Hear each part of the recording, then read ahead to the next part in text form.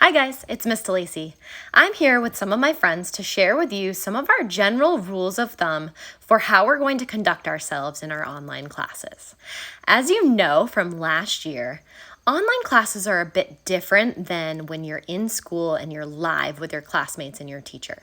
So it's important to make sure you understand some of the general expectations that we have as a school for when you're online and you're learning in your online virtual classroom. Here we go. Tip number 1, get to the right place. Get in the class before you get in the class. Try to sign in before class starts to make sure it works. It's always great to be a little early to things because it shows you are punctual and you care about the class. 3. Say hello and hit mute.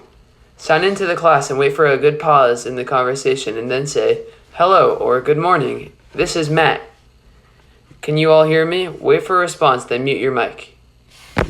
Tip number 3, put distractions away. Make sure to find a place to work that's free of distractions. Things like TV, video games, and cell phones are all things that should be put away during your classes, so you make sure to focus on your academics.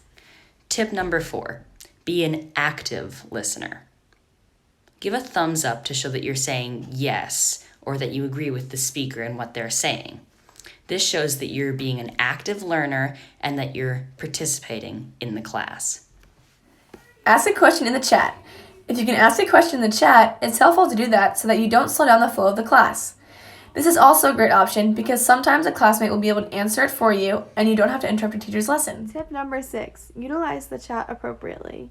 Use the chat to say a quick hello, answer a question, or to ask a question during the Google Meet. Even though it might be fun, using the chat to be silly or distracting isn't great online student behavior. Be polite. Say thank you and goodbye. Before you leave your online class, make sure to say thank you and goodbye to your teacher and the class. It might feel weird the first few times, but it's a nice way to show you've made it through the whole class, and it's a polite habit to get used to doing. All right, those pretty much sum up the tips that we have for you guys for online virtual classroom etiquette this year. If you think about it, they have a lot to do with our Nock Advantage principles of responsibility, respect, kindness, and awareness. So make sure you're putting your best foot forward whenever you're in your virtual classes. Have a great year.